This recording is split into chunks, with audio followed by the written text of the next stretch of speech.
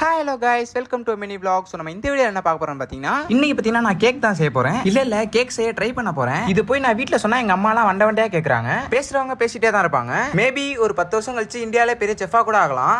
டேய் சும்மாறா, ஒரு கவிஞனை வளரவே விட மாட்டாங்க.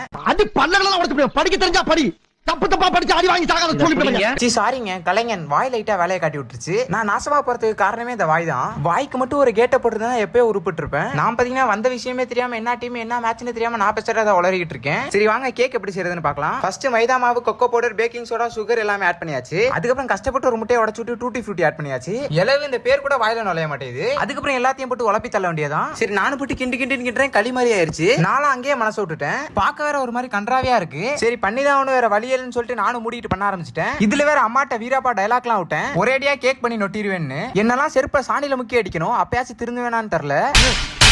அதுக்கப்புறம் சுகர்லாம் கரெக்டா இருக்கான்னு நக்கி பார்த்தேன். நல்லா தான் இருந்துச்சு ஒரு மாதிரி. அதுக்கப்புறம் எக்ஸ்ட்ரா ஃபிட்டிங்க்கு செரியெல்லாம் ஆட் பண்ணிட்டேன். அதுக்கப்புறம் ஆல்மோஸ்ட் எல்லாம் ஓவர் ஆயிருச்சு. இந்த இடத்துல தான் எங்க அம்மா ஒரு ட்விஸ்ட் வச்சு விட்டுட்டாங்க. கேஸ் ஸ்டவ் மேல கை வச்சனா கையெல்லாம் விளங்காத மாதிரி பண்ணி விட்டுருட்டாங்க.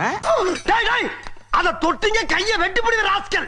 ஆல்ரெடி சிலிண்டர்ல இதுல நீ வேற கேக் பண்றேன் மண்ணாங்கட்டி பண்றேன் ஆட்டிட்டு வரியாடான்னு சொல்லிட்டு ஒரே அசிங்கம். அதுக்கப்புறம் தான் தலைவனை பார்த்தேன். சரி இவனை வச்சு வேலையை முடிச்சிடலாம்னு சொல்லிட்டு ஒரு ஐடியா கொண்டேன். எனக்கு பார்த்தீங்கன்னா கேஸ் ஸ்டவ்வே பத்த வைக்க தெரியாது. இதுல இவன் வேற புதுசா இருக்கான். அதுக்கப்புறம் என் தங்கச்சி வச்சு தான் பத்த வச்சேன். இது எரியறத பார்த்தாலே ஹார்ட்டே வாய் வழியா வெளில வந்துரும் போல. மேல வேற கரண்ட் பாக்ஸ் இருக்கு. எஸ்டக்கு புஸ்கா தான் நடந்துச்சுன்னா அவ்வளவுதான், வீடியோ பிளாஸ்ட் ஆயிரும். அதுக்கப்புறம் ஒரு 2 மணி நேரம் கழிச்சு திரும்ப மேல வந்து பார்த்தேன். பரவாயில்ல கேக் மாதிரி ஏதோ வந்துருந்துச்சு. சரி ரைட், நீ கேக்லாம் கிடையாது பொங்கச்சோறு கன்ஃபார்ம் நான் ஸ்டார்டிங்லேயே முடிவு பண்ணிட்டேன். சட்டி வேற கருகிருச்சு. அதுக்கு வேற என்ன பாட்டு வாங்க போறேன்னு தெரியல. அதுக்கப்புறம் தட்டி கேக்க வெளில எடுத்துட்டேன். அவ்வளவுதான், ஒரு வழியா ஜெயிச்சிட்டோம் நம்ம. கேக் பாத்தீங்கன்னா அப்படியே இலவம் பஞ்சு மாதிரி இருந்துச்சு. ஊதி விட்டாலே பறந்துரும் போல.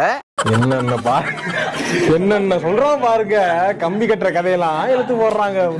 சரி ரைட், நானும் சாப்பிட ஆரம்பிச்சிட்டேன். சத்தியமா கேக் நான் நினைச்சத விட சூப்பரா வந்துருந்துச்சு. அவ்வளவுதான், ஒரு பேக்கரி ஸ்டார்ட் பண்ணிட வேண்டியதான். ஐயோ சாமி வேற கூட்டு போங்கடா. சோ அவ்வளவுதான் இந்த வீடியோ. கேக்கும் செஞ்சு முடிச்சாச்சு, வீடியோ முடிச்சாச்சு. நெக்ஸ்ட் vlogல பார்க்கலாம்.